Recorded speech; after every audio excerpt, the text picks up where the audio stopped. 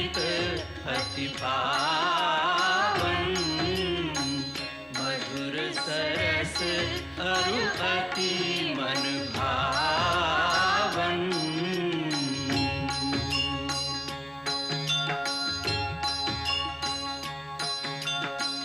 पुनि पुनि कितने हो सुने सुनाए,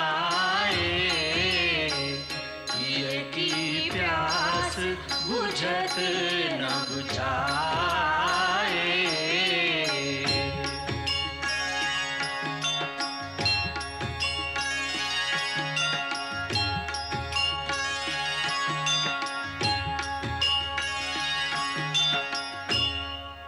की दुहाई है, मुझ पर अत्याचार किया गया है महाराज। लंकेश्वर महाराजा रावण की दुहाई है। क्या हुआ शूर्पणखा?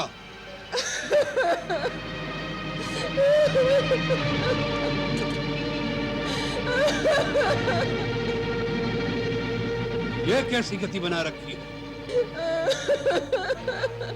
तुम्हारी नाक पर ये घाव कैसा? ये घाव नहीं है, तलवार से प्रहार किया गया है। क्या? तलवार से प्रहार? हाँ भैया, ये शूर्पणखा की नाक नहीं कटी है, ये लंकेश्वर महाराजा रावण की नाक काटी गई है। आप यहाँ राग रंग में भूले बैठे हैं कि शत्रु ने आपकी सीमा पर आक्रमण करके आपकी अग्रिम छावनी को विध्वंस कर दिया है। छावनी को विध्वंस कर दिया है? तो जनस्थान में बैठे खरदूषण क्या कर रहे हैं? खरदूषण युद्ध में मारे गए हैं। उनको मारना तो काल के लिए भी असंभव था। किसने किया यह दुस्साहस? एक मानव ने। एक मानव ने? असंभव। खर और दूषण दोनों शक्ति, बल और पराक्रम में हमसे किसी प्रकार कम नहीं है। एक मानव ने उन्हें मार डाला, इस बात पर हम विश्वास नहीं करते। अकंपन, तुम चुप क्यों हो? शूर्पणखा कहती है, क्या ये सत्य है? हाँ, ये सत्य है महाराज। इसका अर्थ है कि ये सब देवताओं का षड्यंत्र है। एक मानव की आड़ लेकर उन्होंने हमारी सीमा पर आक्रमण किया है। कौन कौन देवता थे उनके साथ? इंद्र अवश्य आया होगा। बताओ, कौन कौन देवता उनकी सहायता करने आए थे? पिताश्री, इन देवताओं की ताड़ना किए बहुत दिन हो गए हैं। वो त्रिलोक विजय लंकेश्वर की शक्ति भूल गए? क्या इंद्र भूल गए कि मेघनाथ का नाम इंद्रजीत क्यों है? आज्ञा दीजिए पिताजी, इन सभी देवताओं को बांधकर इसी सभा में उपस्थित कर दूं। उन्हें षड्यंत्र रचने का उचित दंड दिया जाए। नहीं युवराज इंद्रजीत, उस मानव के साथ कोई देवता नहीं थे। कोई देवता नहीं थे? तो फिर कौन सी शक्ति थी उनके साथ? वो अकेला था। अकेला था? वो मानव है या भगवान? स्वयं भगवान विष्णु के लिए भी अकेले ऐसा साहस करना कठिन हो सकता है। हाँ भैया, वो है तो मानव ही, लेकिन कोई अलौकिक मानव दिखता है। उसका छोटा भाई भी साथ है। दोनों के रूप में ऐसी मोहनी है कि एक बार देख लो तो दृष्टि हटाने को जी नहीं चाहता। उनके साथ एक स्त्री भी है, जिसके रूप को एक बार देख लो तो कामदेव भी मोहित हो जाए। कोई देवांगना, अप्सरा, गंधर्व, किन्नर अथवा नाग कन्या भी उसकी सुंदरता को जीत नहीं सकती। शूर्पणखा, तुम मुझे इस समय उनके और उनकी स्त्री के रूप की मोहिनी की अनर्गल बातें न सुनाओ। मुझे उस मानव की शक्ति और बल पर विचार करने दो। मुझे सोचने दो कि किस कारण उसने रावण की शक्ति को ललकारने का साहस किया है। इसके पीछे क्या भेद है? वही तो मैं कह रही हूँ। उसका भेद केवल इतना ही है कि जब मैंने उस स्त्री को देखा तो मैंने सोचा, जिस प्रकार संसार की हर उत्तम वस्तु महाराजा रावण के पास है, उसी प्रकार इस नारी को भी लंकेश्वर के राजमहल की शोभा होना चाहिए। यह सोचकर ही मैं उस नारी को आपके लिए उठाने गई कि दोनों भाइयों ने मुझ पर आक्रमण करके मेरी यह दुर्दशा कर दी। जब मैंने कहा कि मैं लंकापति रावण की बहन हूँ, मेरी हंसी उड़ाई गई। उतना ही नहीं, मेरे नाक को काटकर आपको चुनौती भेजी है और कहा है कि जाकर अपने भाई से कह दो कि अपनी वीरता पर इतना अभिमान है तो स्वयं आकर ले जाए सुंदरी को, नहीं तो अपनी नकटी बहन के आंचल में मुंह छुपाकर लंका से भी भाग जाए। बस करो शूर्पणखा। क्षमा करें महाराज, मेरा हृदय अपमान की ज्वाला से धड़क रहा है। उन्होंने आपकी बहन के नाक काटकर असुरों को एक तरह से चुनौती भेजी है, आपकी वीरता को ललकारा है। अगर आप में आत्मसम्मान की भावना है तो आज ही उस स्त्री को छीनकर उनसे ले आइए और उन दोनों मानवों को मेरे हवाले कर दीजिए, ताकि मैं उन दोनों को अपनी इच्छा अनुसार दंड दूं। तभी मेरे इस अपमान का बदला पूरा होगा। हम तुम्हारे अपमान और अपने भाइयों की मृत्यु का बदला लेना हमारा प्रथम कर्तव्य समझते हैं, अन्यथा संसार के लोग हमारी हंसी उड़ाएंगे। अकंपन, कौन है वो मानव जिन्होंने अपनी मृत्यु का आवाहन किया है, हमारे भयंकर जनस्थान का विनाश किया है। हमारा अपराध करके इंद्र, कुबेर, यम और स्वयं विष्णु भी चैन से नहीं रह सकते। जो रावण काल का भी काल है, अग्नि को भी भस्म कर सकता है, मौत को भी मार डालने की शक्ति रखता है, उसके रास्ते में आने का साहस किसने किया और क्यों किया? महाबली लंकेश्वर, वो कौशल देश के राजा दशरथ के पुत्र हैं, राम और लक्ष्मण। वे बड़े ही यशस्वी और तेजस्वी दिखाई देते हैं। उनके बल और पराक्रम की कोई तुलना नहीं है। सारे संसार के धनुर्धारियों में वो सर्वश्रेष्ठ माने जाते हैं। उन्हें दिव्य अस्त्रों के प्रयोग का भी पूर्ण ज्ञान है। ऐसा लगता है कि समस्त ऋषियों और समस्त देवताओं के द्वारा सिद्ध किए हुए दिव्यास्त्रों पर उनका पूर्ण अधिकार है। वो युद्ध कौशल में भी प्रवीण हैं। इसी कारण युद्ध के दौरान अकेले राम के ही हाथों परमवीर खर और दूषण वीर गति को प्राप्त हुए। उन्हें माया की विद्या भी पूरी तरह आती है। इसी कारण हमारे राक्षस सैनिक भय से व्याकुल होकर जिस जिस ओर भी जाते हैं, वहां वहां वो श्री राम को अपने सामने खड़ा हुआ पाते हैं। उनके मोहनी अस्त्रों की माया से हमारे राक्षस सैनिक एक दूसरे को राम समझकर आपस में ही लड़ लड़ कर मर गए। वो इतने वीर हैं तो उनकी वृत्ति धर्म विरुद्ध नहीं हो सकती। फिर उन्होंने बिना कारण हमारे जनस्थान पर आक्रमण करके उसका विनाश क्यों किया? महामना, उन्होंने आक्रमण नहीं किया। आक्रमण तो हमारी सेना ने उन पर किया था। हमारी सेना ने उन पर आक्रमण किया और हार गए, इसमें उनका कोई दोष नहीं। और इससे पहले उन्होंने हमारा कोई अपराध भी नहीं किया था। लगता है उन पर आक्रमण करना अनुचित था। विभीषण जी, आप इस बात पर भी ध्यान दें। पिछले कई वर्षों से इन दोनों राजकुमारों ने दंडकारण्य में ऋषियों और मुनियों की रक्षा का उत्तरदायित्व अपने ऊपर ले लिया था। इनका आश्चर्य पाकर ऋषि और मुनि वनों में निर्भय होकर विचरने लग गए हैं। उनकी करनी ऐसी जान पड़ती है जैसे ये पृथ्वी को राक्षसों से रहित कर देंगे। उन्होंने विराट जैसे बहुत से बलवान राक्षसों को भी मार डाला है, जो अपने आहार की खोज में तपोवन में जाकर ऋषियों मुनियों का भक्षण करके जीते थे। इस दोष के लिए वो अवश्य ही दंड के भागी हैं। हर दूषण ने उन पे आक्रमण करके उचित ही किया था। यह केवल आवेश की बात है युवराज इंद्रजीत। बुद्धि का तर्क इसके विपरीत होगा। सबसे पहली बात तो यह कि उन्होंने अपनी सीमा के अंदर अपनी प्रजा की रक्षा की थी, जिसका उन्हें पूर्ण अधिकार था। दूसरे, जिनके शौर्य का बखान हम पहले से सुनते आ रहे थे, उनके बलाबल की पूरी जांच किए बिना हमारे सेनापति खर और दूषण ने केवल एक स्त्री के भड़काने पर धावा बोलकर अपनी सेना का सारा नाश कर दिया। इससे बड़ी भूल और क्या हो सकती है? विभीषण भाई, तुम हाथों में चूड़ियां पहनकर बैठ जाओ और फिर तर्क करो। ऐसे किसी की बहन की ऐसी दुर्गति हो जाए और वो नीति और अनीति की बात सोचे, ऐसी संस्कृति किसी वीर जाति की कदाचित नहीं हो सकती। अंधी वीरता किसी काम की नहीं होती। अंत में नीति और धर्म की ही विजय होती है। विभीषण, वीर पुरुष अपनी आन और शान के साथ जीता है। वह तुम्हारी तरह इस भय से आशंकित नहीं रहता कि कहीं ऐसा ना हो जाए, वैसा ना हो जाए। हमारी राक्षस जाति सबसे उत्तम है। किसी मानव को उस उत्तम जाति पर हाथ उठाने का साहस हो, उससे पहले हम उसका हाथ काट देंगे। फिर उन्होंने तो हमारी बहन को अपमानित किया है। हम इसी समय उन पर आक्रमण करके बदला लेंगे और उनकी स्त्री को अपनी रानी बनाएंगे और उन दोनों वनवासियों की बोटी बोटी काटकर अपने राक्षसों में बांट देंगे। मेरी भूल क्षमा करें महाराज। मेरी सम्मति में आपका उन पर सीधा आक्रमण करना उचित नहीं होगा।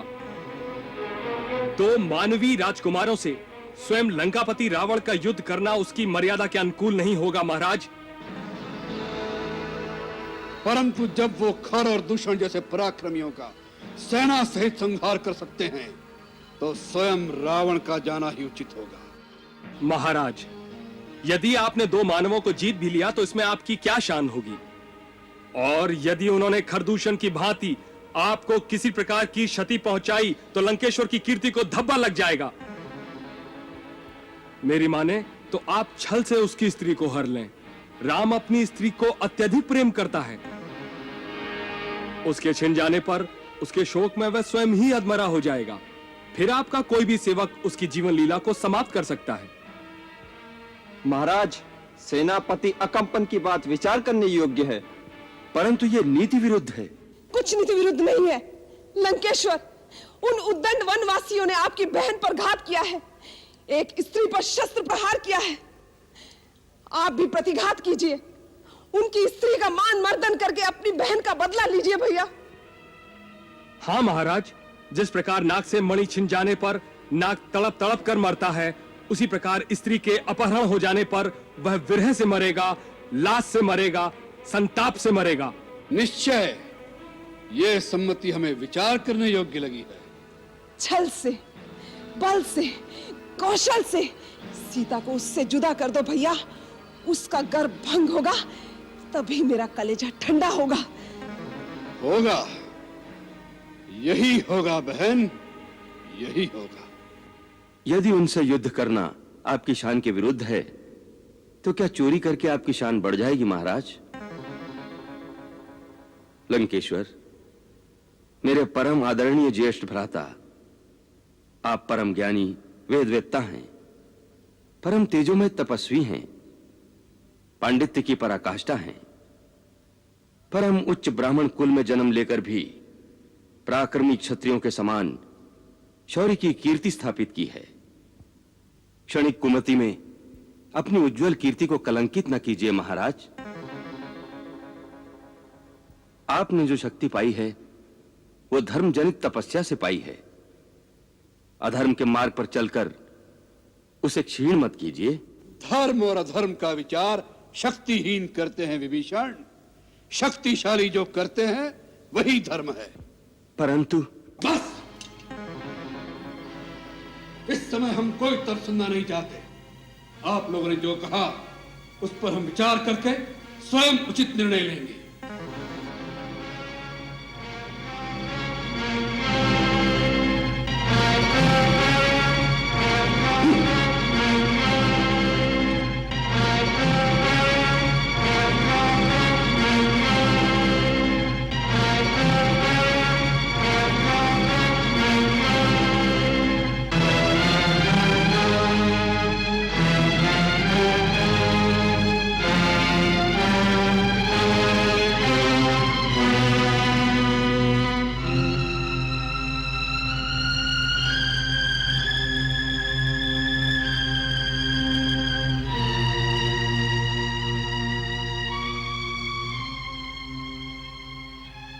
भैया, इसमें इतनी सोचने की आवश्यकता नहीं है। सीता आप ही के योग्य है। उसे आपके पास लाने के लिए मैंने अपनी नाक कटा दी है। आपके दोनों भाइयों ने प्राण त्याग दिए हैं। उसके बाद भी अगर आपने उसका हरण नहीं किया तो आपको शक्तिहीन समझकर फिर कोई आपके लिए प्राण न्यौछावर नहीं करेगा। नीति कहती है कि अग्नि, रोग, सर्प और शत्रु को कभी तुच्छ नहीं समझना चाहिए। और फिर ये कोई साधारण मानव नहीं लगते जिन्होंने खर और दूषण को पराजित किया। उनसे बैर मोल लेने से पहले अच्छी प्रकार सोच लेना चाहिए। आप राजा हैं, आप जो भी करेंगे उसका परिणाम आपकी सारी प्रजा को भुगतना पड़ेगा। आपका कोई कार्य व्यक्तिगत नहीं हो सकता महाराज। सुना है कि आज दरबार में विभीषण जी ने भी आपको यही सम्मति दी है। विभीषण इसलिए कहता है क्योंकि वो कायर है, उसके रक्त में वीरता का जोश नहीं है। और मंदोदरी भाभी इसलिए कहती हैं क्योंकि उन्हें सौत के आने का भय लग रहा है।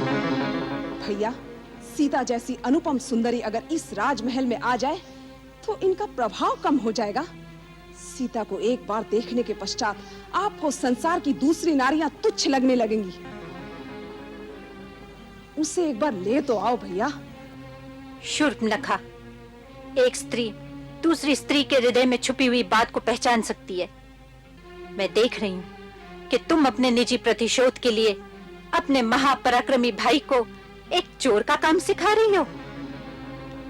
स्वामी, यदि किसी स्त्री को पाना इतना ही आवश्यक है तो एक वीर की भांति उसे युद्ध में जीत कर ले आइए।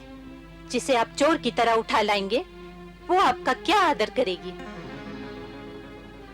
दूसरी बात यह भी विचार योग्य है कि वो किसी और की स्त्री हो चुकी है, पर स्त्री का हरण एक पुरुष के लिए कहां तक धर्म संगत है?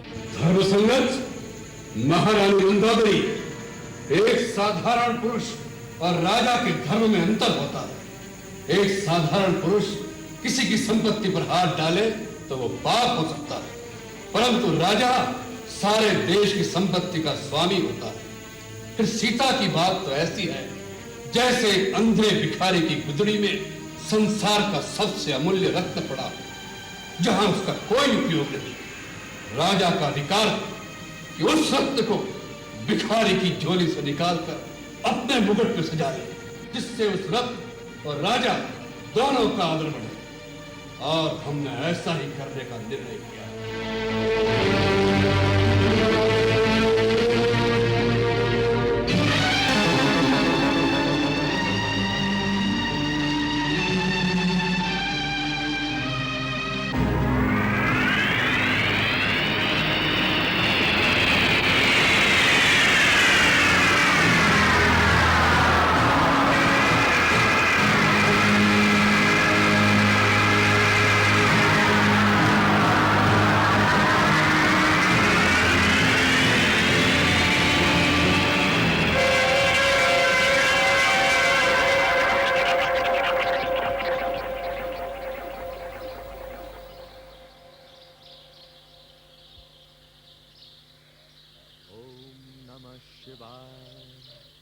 ओम नमः शिवाय, ओम नमः शिवाय, ओम नमः शिवाय। मारीच, है महाराज? लंकेश्वर, आइए पधारिए महाराज, आपका स्वागत है।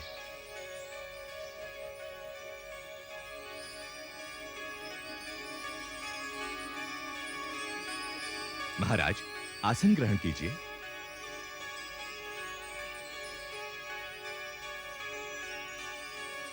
आपके इस प्रकार अकस्मात मारीच की कुटिया में आने से मन में शंका हो रही है। आपके राज्य में सब कुशल तो है ना लंकेश्वर? तात, हम तुमसे सहायता मांगने आए हैं। विकट समस्याओं का समाधान करने में तुम जैसा बुद्धिशाली और कोई नहीं है। तुम बड़ी बड़ी मायावी विद्याओं के ज्ञाता हो। तुम बल और छल दोनों के प्रयोग करने में कुशल हो। इसीलिए हमें तुम्हारे सहयोग की आवश्यकता पड़ी है। परंतु महाराज, मैंने तो मायावी विद्याओं का प्रयोग छोड़ दिया है।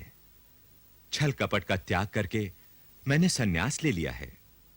अब तो शेष जीवन कैलाशपति की आराधना और तपस्या में ही व्यतीत करने का निश्चय कर चुका हूं। मुझे क्षमा करें, मैं आपकी सेवा नहीं कर सकूंगा।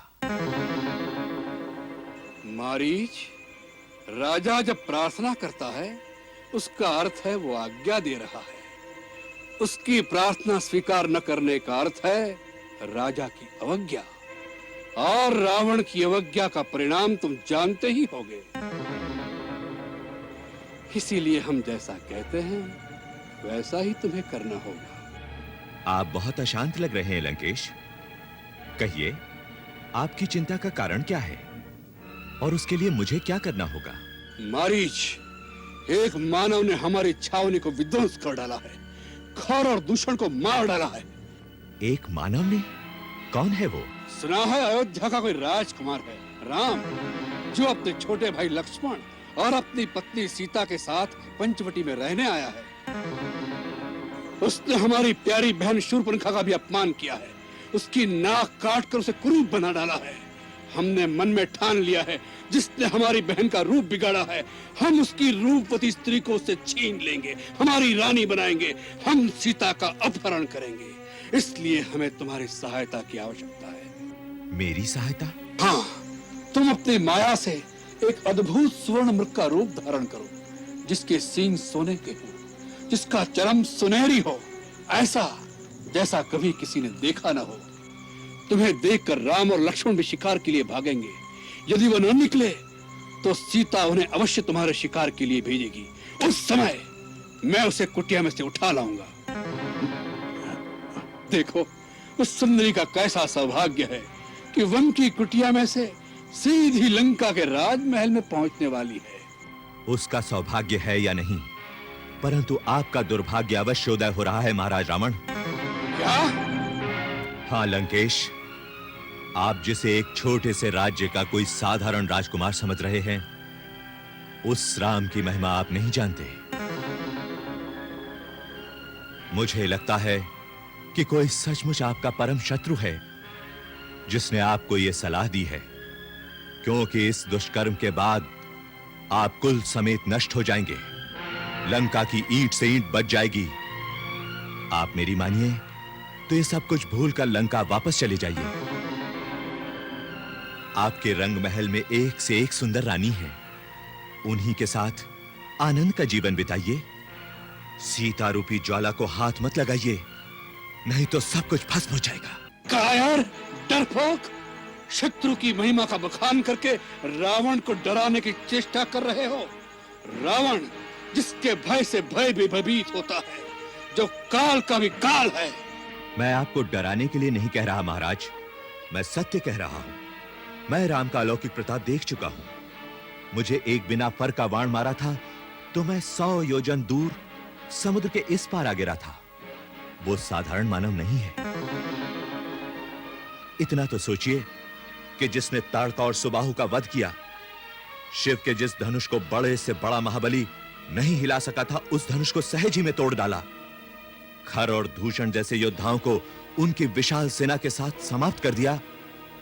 वो क्या साधारण मानव हो सकता है? महाबली, आप उनसे शत्रुता का विचार छोड़ ही दीजिए। इसी में आपका और आपके राज्य का भला है।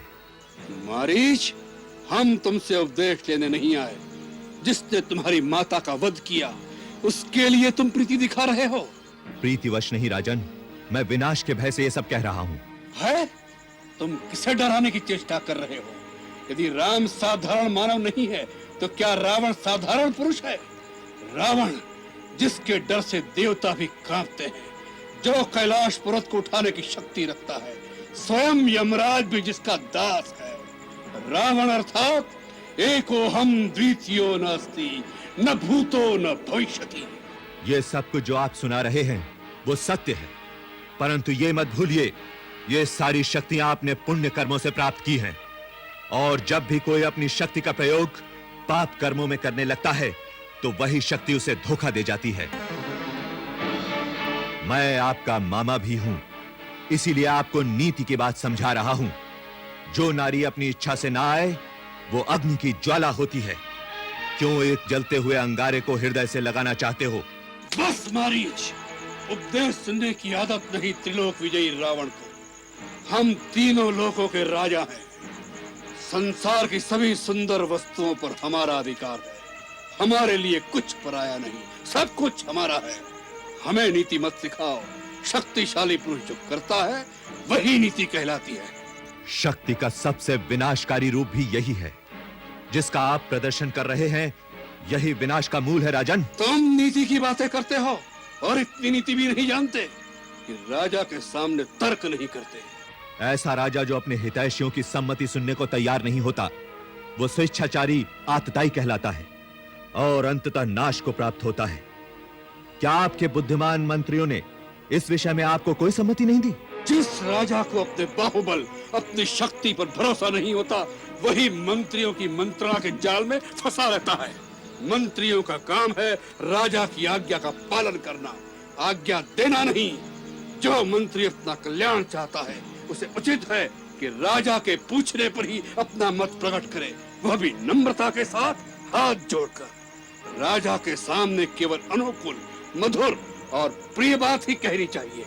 ऐसे राजा ही अपने दंभ और अहंकार से अपना सर्वनाश कर लेते हैं। केवल प्रिय वचन बोलने वाले तो चारों ओर मिलते हैं। अप्रिय परंतु हितकारी कहने और सुनने वाले दोनों दुर्लभ होते हैं। सुलभा पुरुषा राजन, संतता प्रियवादिनः अप्रियश्च पश्यश्य श्रोता वक्ता च दुर्लभः। मारीच, हमें शास्त्र मत सुनाओ। कहीं ऐसा न हो जाए कि राम और सीता से पहले तुम हमारे क्रोध का शिकार बन जाओ। निर्णय कर लो, हमारे हाथों मरना है या हमारी आज्ञा का पालन करना है। महाराज, हर प्रकार से आज मेरी मृत्यु निश्चित है, परंतु राजा के हाथों अपराधी होकर मरने से कलंक लगता है। इससे तो राम जैसे शत्रु के हाथों मरकर वीर गति तो प्राप्त होगी। चलिए महाराज, सेवक आपकी आज्ञा का पालन करेगा।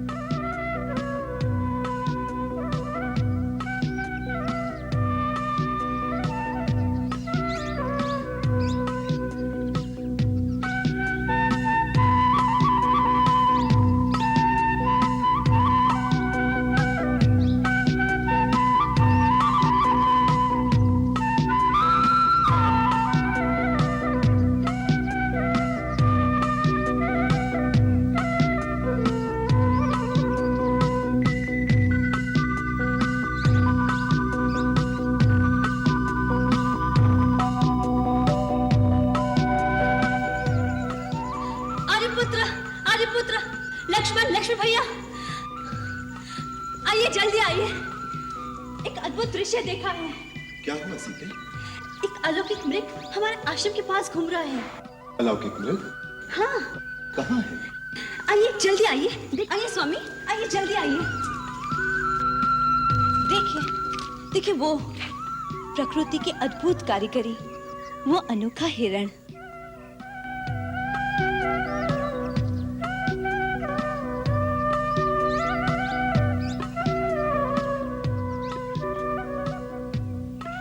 ऐसा विचित्र मृग कभी देखा है? इसके सींग देखिए, लगता है सोने के हैं। उसकी खाल भी सुनहरी है। सचमुच अद्भुत, विलक्षण। देखा लक्ष्मण? देख रहा हूं भैया। स्वामी, इसे किसी प्रकार पकड़ लीजिए ना। ओहो, कितना मनभावन मृग है। पकड़ ले। क्या करोगी कल्याणी? इसे अयोध्या ले जाएंगे। देखकर सब विस्मय से चकित रह जाएंगे। इसके पैरों में घुंघरू बांधूंगी। जब महल में छम छम चलेगा तो माताएं कितनी प्रसन्न होगी। नहीं तो वनवास की स्मृति स्वरूप भरत भैया को भेंट दे दूंगी। जाइए ना, जल्दी पकड़ लाइए। लक्ष्मण, तुम्हारी भाभी की इच्छा पूरी करनी ही पड़ेगी। वास्तव में यह है भी बहुत सुंदर। इसका रूप अनूप ही इसका शत्रु बन रहा है। भैया, इसके प्रति भाभी का मोह हमें किसी संकट में न डाल दे। मुझे तो यह स्वर्णमग माया जैसे जान पड़ता है। ये प्रकृति के विरुद्ध है, अप्राकृतिक है, असंभव है। इस सृष्टि में असंभव कुछ नहीं है लक्ष्मण। जो कुछ भी तुम कल्पना कर सकते हो वो इस ब्रह्मांड में कहीं ना कहीं खड़ा जा चुका है। ज्ञानी और विज्ञानी भी सृष्टि का सारा रहस्य नहीं जानते। इससे ये सृष्टि मिथ्या नहीं हो जाती। परंतु भैया, जो प्रकृति के विरुद्ध है। प्रकृति के विरुद्ध कुछ नहीं होता लक्ष्मण।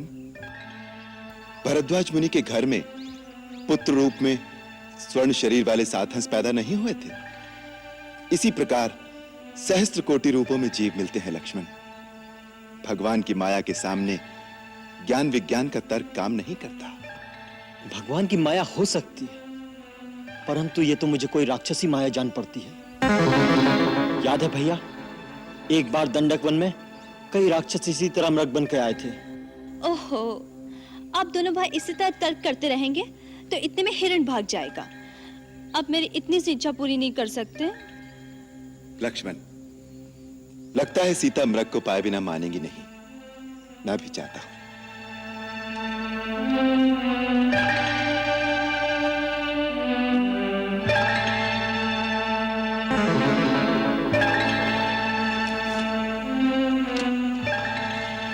यदि मृग जीवित हाथ ना आया तो क्या हुआ? उसकी मृगचम कितनी सुंदर है, आपकी पूजा में आसन के काम आएगी।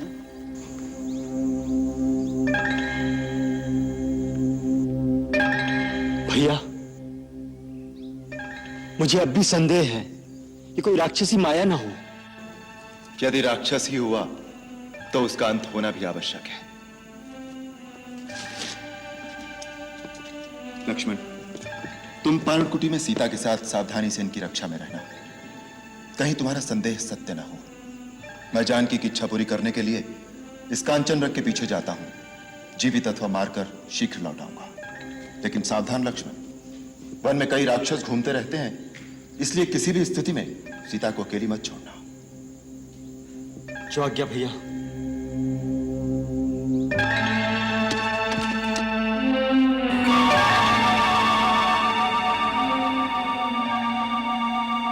मंगल भवन अमंगल हारी, रहो सुदशरथ अजिर बिहारी।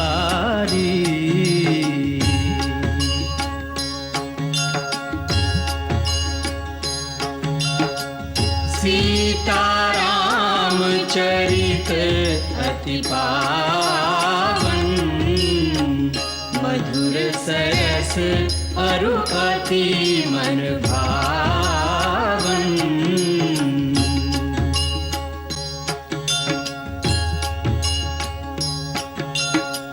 पुनि पुनि कितने हो सुने सुनाए, की प्यास बुझत न बुझाए।